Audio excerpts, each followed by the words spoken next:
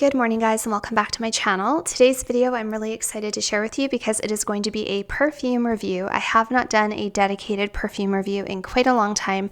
I haven't purchased a new perfume in quite a long time. 2023 for me was a year of really trying to scale it back with my perfume purchases. I kept on going down this rabbit hole of collecting and amassing a huge collection of fragrances, and I really don't want a large collection. I want my perfume collection to be curated. I want it to be manageable. I want to make sure I'm putting dints in everything. I want to make sure that every single perfume I have is one that I absolutely love and get lots of use out of. Otherwise, there's no point in having them. But there was one perfume, you guys, that kind of grabbed my attention toward the end of 2023, and I have not been able to stop thinking about it. And finally, I got myself a bottle, and in today's video, I'm going to review with you Althair from Parfums de Marly, which is, in my humble opinion, one of the best releases of 2023 and definitely one of my favorite discoveries of 2023. If you guys are new here, welcome. My name is Alithia, and on this channel, we are all about self-care, balancing lifestyle, makeup, skincare, home organization, decluttering, perfume, pretty much anything I enjoy talking about and sharing with you guys. And I have had a large emphasis on perfumes on this channel, and I will probably continue to review perfumes because that's a huge passion of mine. It's something that I love. Fragrance is something that is always here for me no matter what I'm going through with life's ups and downs. I know I can always rely on my passion for perfumery to pull me out of my slumps and make me feel excited and happy. And I just really love fragrance. So if you're new here, I would love for you to consider subscribing. You can also feel free to head over and follow me on Instagram. And without further ado, let's get into today's perfume review. All right, guys, so we're basically just going to hop on into this. I feel a little bit out of touch and a little bit out of practice doing perfume reviews because I haven't reviewed a perfume in a really long time, and I haven't done a dedicated perfume review in a really long time. It's been a while since I have found a perfume that I've loved enough that I wanted to do a dedicated specific review to it. And as you guys know, if you've been following my channel, I've been focusing on a lot of other things than just perfume. I've had a very busy life lately, and I just kind of like turned my sights and my attentions toward other things. But this fragrance, you guys, has been on my mind since I first smelled it. And even though when I first smelled it in department store, I knew that I loved it, and I knew it was incredible, I wasn't in the proper mindset to be reviewing perfumes. I wasn't at that place where I wanted to purchase a bunch of perfumes and review them on my channel, especially at this price point, and especially after having done a huge declutter and gotten rid of so many amazing fragrances and gotten my collection down to what I consider to be a more manageable number. So currently I only have about, I think 10, maybe 12 perfumes in my collection, which is minimal compared to the huge perfume collections you're seeing on everyone's channels these days. And I will be the first to admit that sometimes when I see people's channels, I am influenced to want to go back there again and have a collection that is pushing 100 or even more. I'm really fighting the urge to do that because it's very tempting for me. I have to constantly reel myself back and remind myself why I decluttered in the first place and ask myself, what direction do I really want to go in, and what am I okay having and what am I not okay having, because I simply just don't want hundreds of fragrances. I've had hundreds of fragrances in the last few years and I've whittled it down, and I really want to be intentional with my collection. All of that preamble aside, you guys, I first tested Althair, I think it's called Althair or pronounced Althair, from Parfums de Marly. I first tested this when I was in a Saks Fifth Avenue the last time I was on vacation in Las Vegas. And I sprayed this on skin, you guys. And at first, I wasn't really sure if I loved it. I liked it. I immediately did like it. Like, I recognized it was good. It wasn't until later that day when my boyfriend and I were actually sitting down and having a drink and watching a football game, and I kept on getting this whiff of this beautiful caramel intoxicating fragrance coming from my skin. I kept on bringing my nose back to it. I kept on wanting to smell it.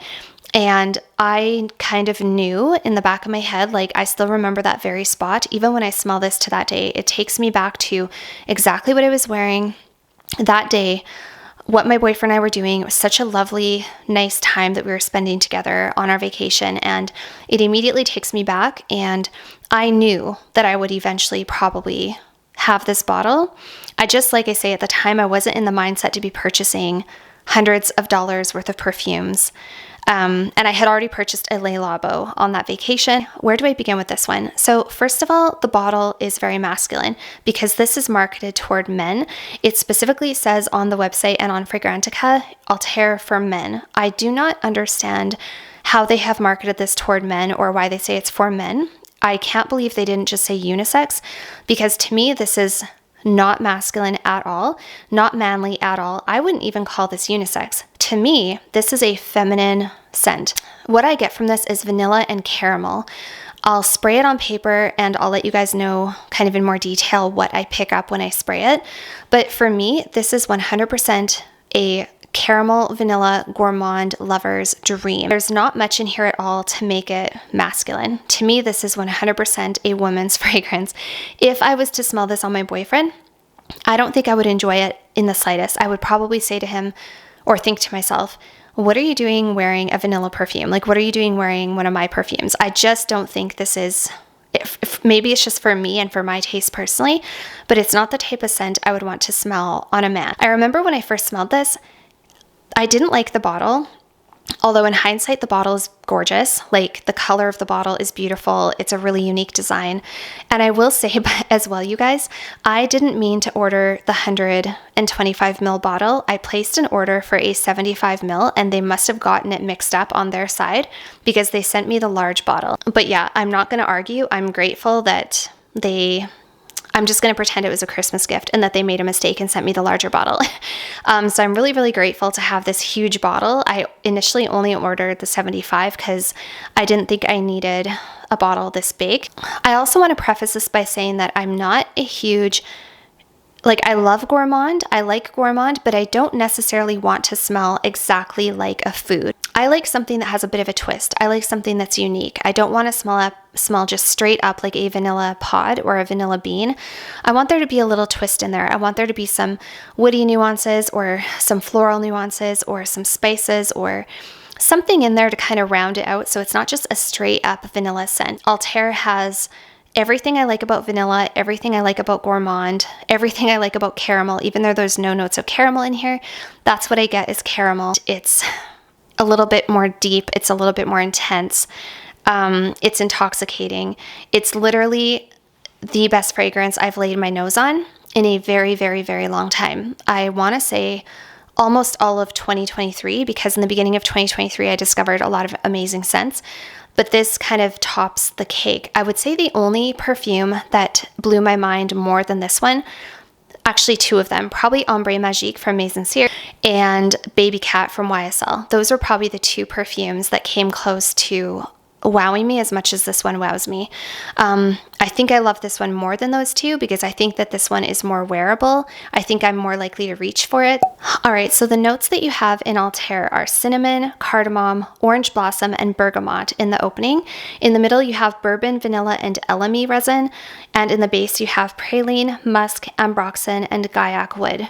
So on Fragrantica, it's interesting to me to see where people upvoted the notes because a lot of people said that they picked up cinnamon quite strongly. I personally don't pick up a ton of cinnamon, and I'm actually grateful for that because I don't love cinnamon. Like, for example, you guys, Kilian's Angel Share is not my cup of tea. I cannot handle Kilian Angel Share. I don't like, honestly, it's my worst nightmare for you to put booze and cinnamon together, like rum and cinnamon. So I would never have blind purchased this, even though it's so hyped up, even though it's obviously gained a lot of traction on social media. I never would have blind purchased this because of that cinnamon. I would have assumed this would be too spicy and too cinnamon, and it's just not my cup of tea. I do get a little bit of the cardamom, but I would say what shines through the most for me with this fragrance is probably the orange blossom, the bourbon vanilla, and the praline. And then I kind of get like this woody component, not specifically gaiac wood, not specifically cardamom, not specifically cinnamon. I honestly, all of these notes together come together for me to create caramel and vanilla. So let me go ahead and give this a spray on paper, and then I want to take you guys through the journey with me and tell you what I pick up. All right, so first of all, just smelling it at the atomizer. You guys, this is a fragrance that just, wow, yeah, it blows my mind. It blows my mind how freaking good this is. If you like caramel, if you like vanilla, if you are a gourmand person, look no further just get Althair from Parfum de Marly. Trust me, this is a really safe blind buy. It's expensive, yes, but it is a really safe, expensive blind buy. I think it's not too complex. I think it's not too simple. I think it's not too spicy. It's not too woody or warm. Oh my God. The orange blossom that's in here gives it this kind of sweet, bright, floral, feminine quality. Again, I do not know why they marketed this as for men, because to me, it is the furthest thing from a man's fragrance. I would never ever expect. You know what this kind of reminds me a little bit? Kind of like a sweeter, more toned down version, not toned down, a sweeter, less spicy version of Minuit Demi, although it's been a long time since I've smelled that one. But this kind of gives me a little bit of like Penhaligon's Changing Constance, a little bit Minuit Demi from Fragrance du Bois, a little bit of Lune Feline, like that kind of direction, but not smoky. This to me doesn't have a smoky quality to it. It's not particularly deep. It's not particularly dark, but it is decadent and mouthwatering and rich. Okay, let's go ahead and give it a spray here. Okay. Wow. Okay. So the only time, the only time you have any sort of masculinity about this is that initial spray. That's where you get a lot of the cardamom. That's where you're getting the spice. Okay, I think the cinnamon's there, but it's kind of masked for me. I don't really pick up a ton of cinnamon. I think it's super, super well blended with all of the other notes. Super well blended with the vanilla, super well blended with the praline. Even though the praline is the base note, it comes up to the top right away. Fairly linear, doesn't change a lot from opening to finish. This is an absolute masterpiece. Shortly after it's been sprayed, oh, you guys, I just don't even, like, there's a complexity to it, but at the same time, it's not that hard to understand. It's a complex niche scent that everybody will like. Like, everybody will like this. I can't imagine a person not liking this. And I don't know how they could have made it more perfect. Like, I'm trying to think, what could they have done to improve it? Nothing. They could have done nothing to improve it. I think that ambroxan that's in here is what is elevating it and kind of lifting it up and making it so airy and so vibrant and not too deep and not too heavy. I think it's also helping with the sillage and the projection, which is another thing we can talk about. But, oh, you guys, the scent itself is just phenomenal, absolutely phenomenal. So yeah, for me, primarily, I get vanilla and caramel, but it's so much more than that. All of the notes that come together, the ambroxan, the orange blossom, the cardamom, the elemi, it all comes together to create the most absolutely intoxicating, caramelly, vanilla-y, gourmand lover's dream you have ever tried. So let's talk about the performance of this. So I have seen a couple of reviews where people said this did not have good longevity, and for the price, it wasn't worth it. I don't know what those people are talking about, because the very first time I ever wore this, I got all day longevity with one spray on my skin. And like I say, it was intoxicating me and driving me crazy the entire day because I kept on smelling it on myself. Every time I would wave my arm up in the air, every time I would lift my hand up to my face to get a drink, anytime I would get up and walk somewhere, I was getting this beautiful, soft, pretty, caramelly smell. And I was like, my God, that smells so good. Like, I knew in the back of my head I would eventually have a bottle of this, even though at the time I was so against. This was like back in, I want to say like October, November. So at that time I was really, really not wanting to go down this whole perfume rabbit hole again. And I know it's a slippery slope for me, so I was avoiding this. So those people who say that it lacks... Oh, you know what I just thought of? It also has a little bit of Tribeca. It has a little bit of Tribeca from Bond 9. This is kind of like Tribeca meets Changing Constance meets Minuit Demi.